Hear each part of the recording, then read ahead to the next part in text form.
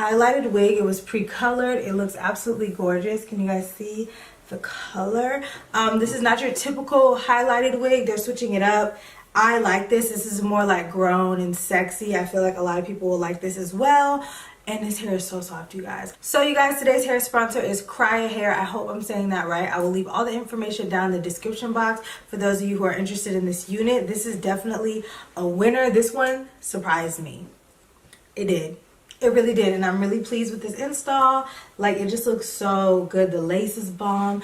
The everything is bomb. This hair is so nice. It's super duper soft. I don't know why it's so soft. Like, it's kind of like, it's pre-colored. So that means they had to bleach this. So like the fact that it's this soft and it's pre-colored is just crazy to me. But this is the completed look. I actually really like this wig a lot.